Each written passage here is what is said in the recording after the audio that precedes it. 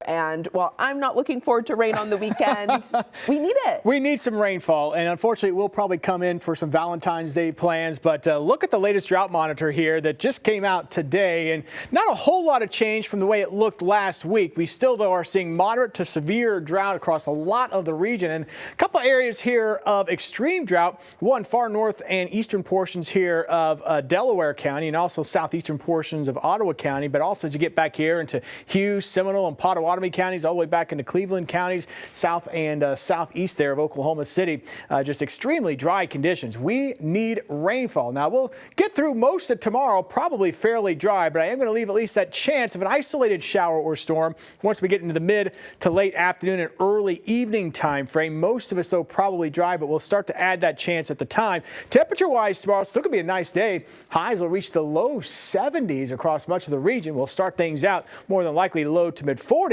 But then a pleasant finish with upper 60s and low 70s, pretty much the rule for your Friday afternoon temperatures. But that rain will continue to increase, the chance of it, through the evening hours. It does appear, at least looking at the new data that continues to come in, that the highest chances tomorrow evening will be across northern portions of the region. We're going to get a look at that here in just a second. But a few storms will be out there, and then the coverage will likely increase into the overnight hours tomorrow night and into Saturday morning.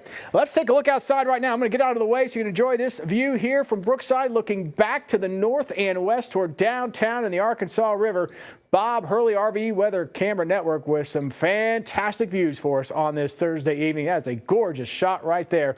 Enjoyed a nice sunset. Those temperatures are comfortable this evening. We are currently at 60 degrees. Started out at 33 officially at Tulsa International Airport this morning, and 67 has been the high today. Winds are currently light out of the east-southeast. You can see a few high-level clouds that are filtering through. We'll probably start to notice more of those moving in from the south and west as the upper-level moisture increases across the region overnight tonight and into tomorrow. But as far as any rainfall is concerned, we're dry here as we go through tonight, and even as we head into Friday morning, looking dry. But we'll start to see that chance of maybe an isolated shower or storm popping up as we go into late tomorrow afternoon into tomorrow evening, and then that coverage will increase. And as mentioned, I think northern areas may have the higher chance initially tomorrow evening into tomorrow night. Might even get some small hail out of a couple of these storms that do pop up. Nothing severe expected, but then the coverage of the rain and some thunder goes up as we go through the overnight hours, stays with us on Saturday morning, and continues through midday Saturday and kind of off and on through the day on Saturday into Saturday night.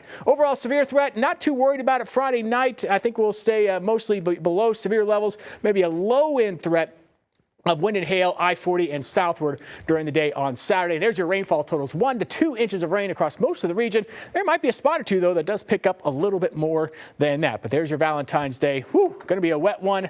Get the umbrellas ready. But look at the beautiful weather behind it. Nice on Sunday, and 70s into the first half of next week. Can't beat that. I know. We'll take that. That sounds great. You'll just have to have that umbrella for those Valentine's Day plans. That's right. Michael, thanks.